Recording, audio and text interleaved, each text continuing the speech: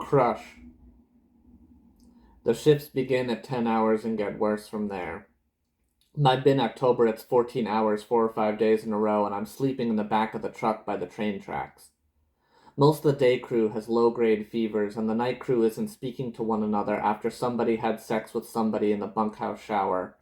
Troy and Jesse, the surfers, are still clinging to the idea that rainwear will keep them dry. I've accepted my general soakedness. There is a makeshift hierarchy based mostly on conjecture, and those rumored to have risen above the rest are the ones that espouse the illusion that any of this will last longer than a week and a half. Poor Isabel thinks that she's going to stay on. Doing punch downs was once thought to be something of a privilege, but at this point I'd take 10 hours on the hopper than listen to Jared, the unemployed fireman, talk about his workout. I keep my Portland residence close to my chest. Troy and Jesse get a pass because they're from Bend. Portland's popularity ends at the Oregon state line. Once, I held my identity as a townie as a source of pride, but no one here is a townie because there's no tourists, there's no college, there's only Crush. Alan cuts Jason's music off. Billy Corgan's seething croon squelches mid-elongated syllable. It must be morning. My hands are a permanent ready red purple. My fingernails have all but melted off. They bleed from the edges. Yes, that goes into your wine. Other things that go into your wine. The bleach and colorless sunrise. All the rain that has ever lived in my bones. Also, SiO4.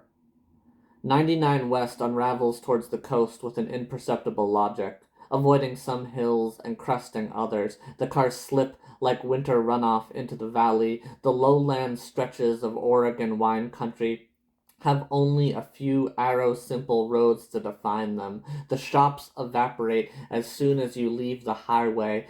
These roads still bear anonymous numerical names, as if there were some larger grid extending across the entire basin from the spine of the Willamette.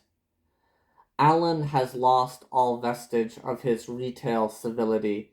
He's pacing like a dazed predator cat. The fruit is going to be late, and he has to find tasks for everybody, scrubbing barrels and bung checks.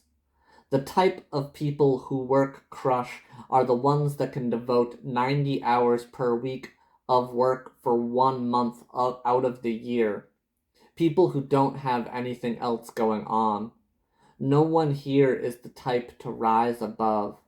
That kind of lie is held onto by people who drink wine, not people who make it. We live and die by the temperament of the valley, the fruit, the translator of the sun.